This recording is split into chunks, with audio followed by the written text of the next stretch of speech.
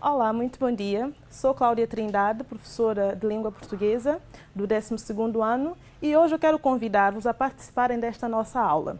Por isso, vão lá buscar a vossa sebenta, também tragam um caderninho, o lápis, e vamos ter uma aula sobre uma das obras que nós trabalhamos a nível 12º ano, que é a obra Felizmente ao Luar.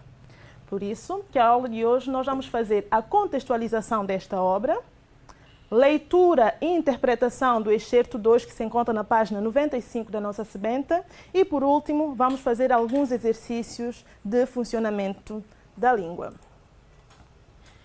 A obra Felizmente ao Luar foi escrita pelo romancista e dramaturgo português Luís de São Monteiro, este que passou grande parte da sua juventude em Inglaterra, onde participou dos movimentos de vanguarda da literatura anglo-saxônica, o que também influenciou muito a sua formação intelectual e moldou a sua maneira de escrever. A obra Felizmente ao Luar foi publicada em 1961, em que o autor procura criticar a sociedade portuguesa.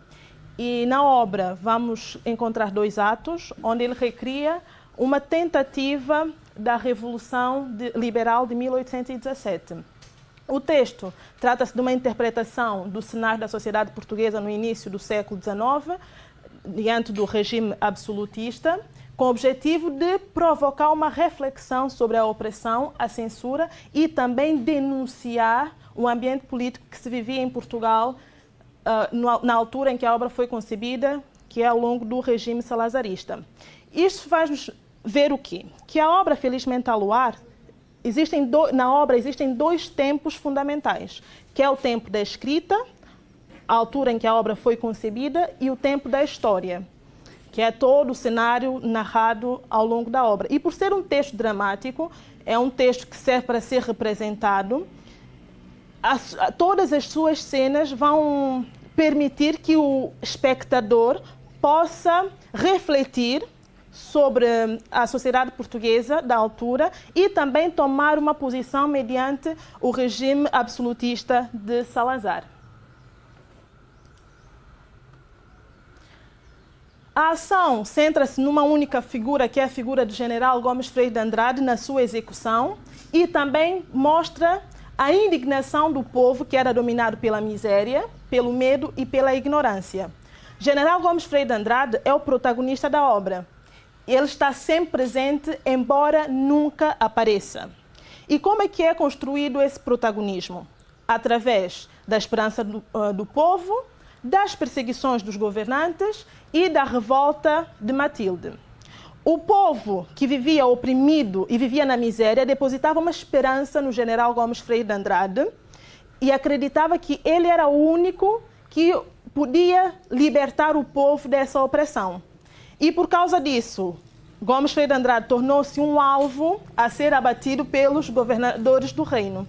E vamos ver ao longo de toda a obra uma caça ao general, mais tarde conseguem prendê-lo e, no fim, o general é executado. Esses governantes do reino, ao longo da obra, vamos ver que são Dom Miguel Forjás, que representa o poder político, Principal Sousa, que representa o poder religioso, e Beresford, que representa o poder militar e o domínio britânico em Portugal. E, por último, temos a presença de Matilde, que, ao longo do 2º ato, vai lutar incansavelmente para a libertação do seu marido. Agora, como já disse, vocês têm ali a vossa sebenta à frente. Podem abrir na página 95, onde nós vamos analisar o 2º excerto. O excerto é bastante curto e temos a intervenção de uma única personagem, que é Vicente. E Vicente é caracterizado como sendo um provocador em vias de promoção, porque ele vai provocar e vai trair os seus iguais. Mesmo fazendo parte do povo, ele não depositava a mesma confiança que o povo depositava no general Gomes Freire de Andrade. Ele acreditava que o general era incapaz de libertar o povo. Então, ele vai fazer de tudo, vai passar por cima de tudo e de todos para conseguir a sua ascensão política e social. Então, vamos lá à leitura. página 95. Rindo-se com desprezo. Ha, ha, ha, ha. Os degraus da vida são logo esquecidos por quem sobe a escada. Pobre de quem lembre ao poderoso a sua origem.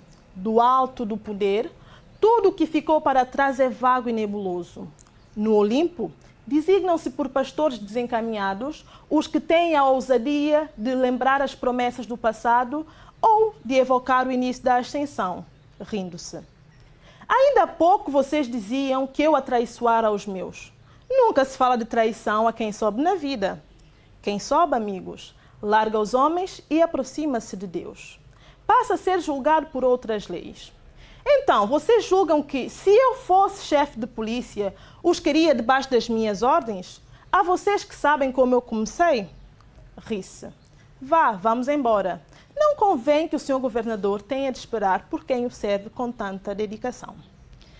Antes de nós focarmos nesse excerto, eu vou contar-vos o que acontece um pouco antes dessa intervenção de Vicente. A obra começa com alguns dos populares, numa conversa entre esses populares, onde eles tecem elogios ao general Gomes Freire de Andrade e falam da esperança que têm no general.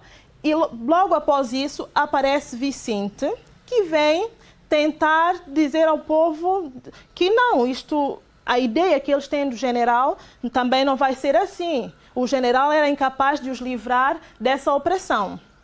E então vamos ver um diálogo entre os outros elementos do povo e Vicente, que não partilhava essa mesma ideia.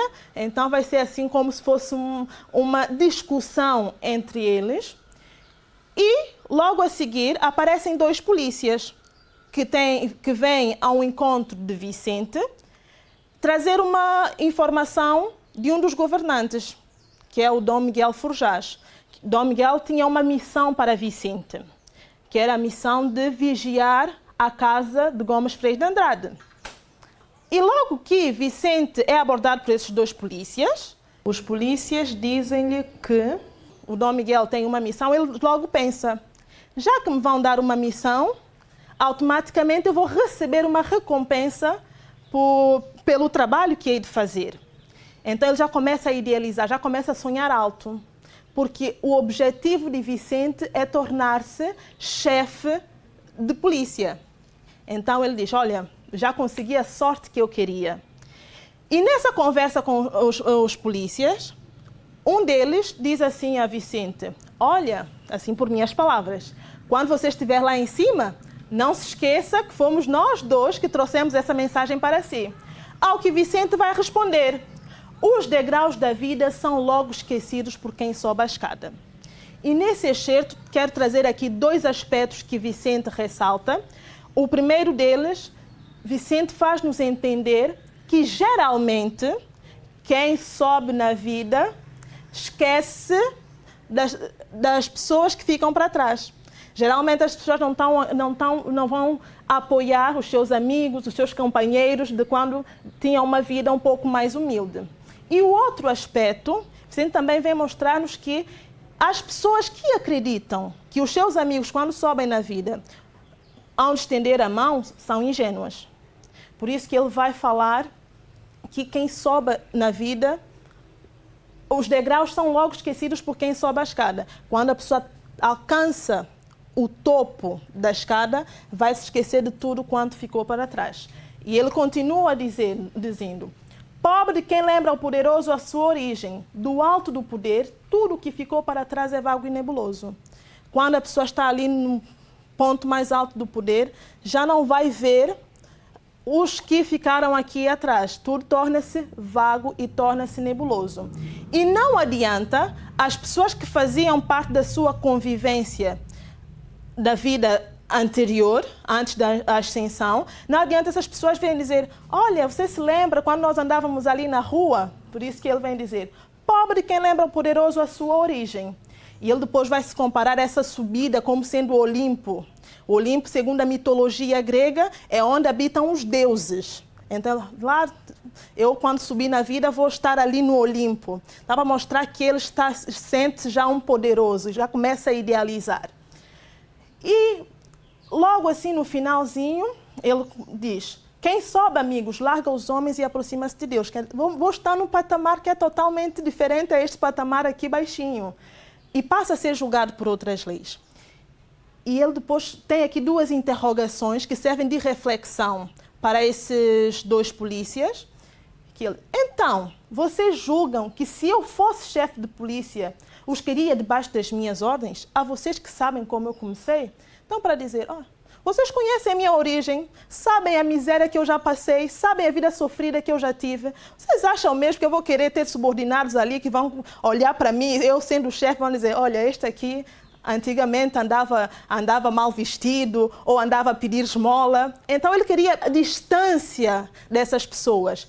Então já dizer aos polícias, olha, não fiquem à espera que eu, quando estiver lá em cima, vou me lembrar de vocês, que eu já não quero saber de vocês. Então, temos aqui essa ironia de Vicente e também ele já todo vaidoso, a imaginar que a sua vida vai ter uma transformação.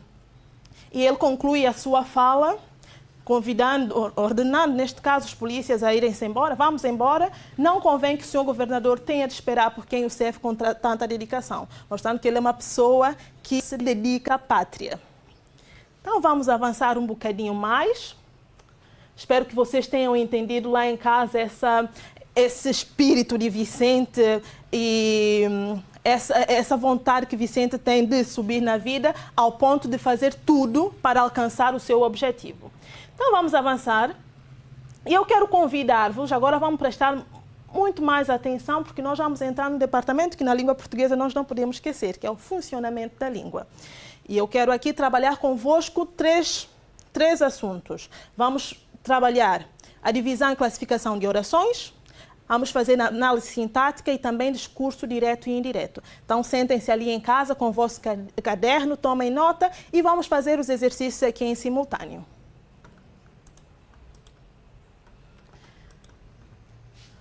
Vamos começar por dividir e classificar esta frase.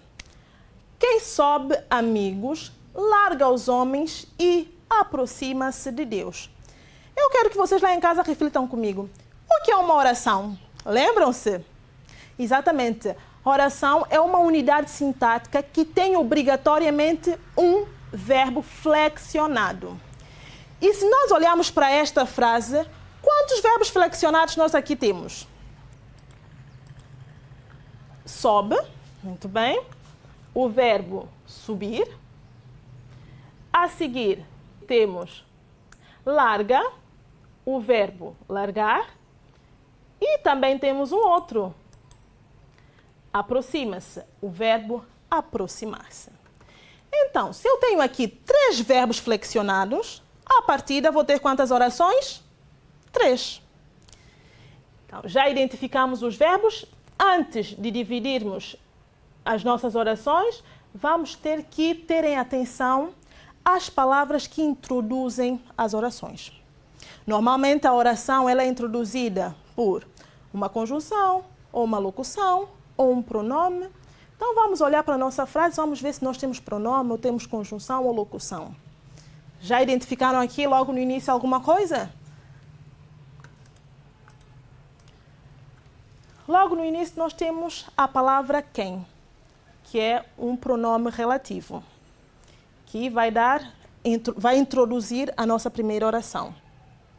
E mais adiante temos a conjunção i, que é uma conjunção coordenativa copulativa.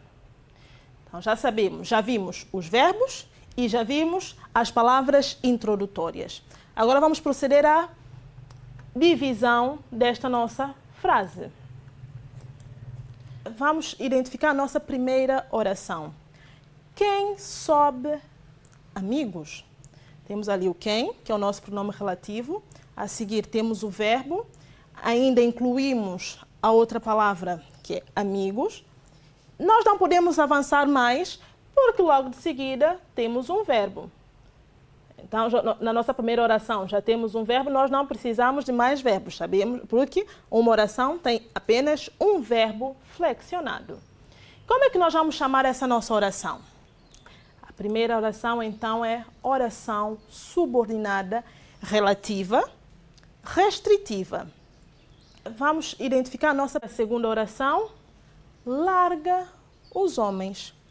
Nós aqui não temos nenhuma conjunção para introduzir a oração, não temos locução, não temos pronome relativo.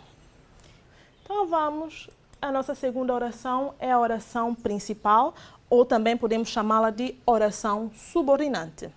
E por último, temos a terceira oração, que é introduzida pela conjunção I, e por ser uma conjunção coordenativa copulativa, a nossa terceira oração é uma oração coordenada copulativa.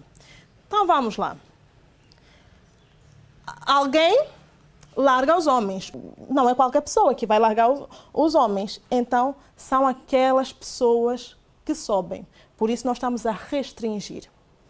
E a terceira oração vai adicionar uma informação. Não só larga os homens, mas também aproxima-se de Deus. Tudo bem? Ali em casa já tomaram nota? Já viram como é que se faz a divisão? Posto isso, vamos passar para outro assunto, que é a nossa análise sintática, ainda continuando com a primeira, esta frase. E por serem 3 orações, nós vamos classificar sintaticamente, analisar sintaticamente cada uma dessas orações. Então, vamos começar com a primeira oração. Vocês vão ver a dinâmica, vão ver como é que se faz uma análise sintática e depois, a última oração, eu quero desafiar-vos a fazerem ali em casa. Bom? Em primeiro lugar, temos que encontrar o sujeito desta oração, sendo que o sujeito é o ser animado ou inanimado acerca do qual se faz a afirmação ou a negação. E nesta oração, a palavra quem remete a este ser que pratica a ação.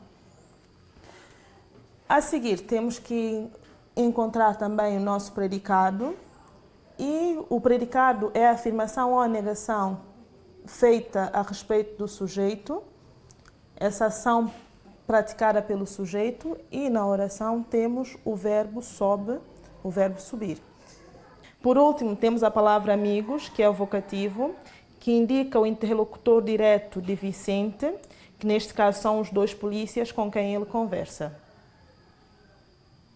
A nossa segunda oração, larga os homens. Então vamos novamente tentar encontrar o nosso sujeito. Ao olharmos para esta oração, o sujeito não se encontra explícito, ao que nós chamamos de sujeito subentendido. Mas ainda assim podemos conhecer o nosso sujeito ao perguntarmos ao verbo, quem larga os homens? Para tal, vamos ter que recorrer à oração anterior e vamos descobrir que quem sobe é o sujeito. E passando mais à frente, o nosso predicado. O sujeito faz o quê? Neste caso, larga os homens. E por último, larga o quê? Os homens. Os homens, então, é o nosso complemento direto. Então, já conseguimos, assim, identificar o nosso sujeito, o nosso predicado e o nosso complemento direto. Entendido? Vamos, então, para a última parte da nossa aula, que é o discurso direto e indireto.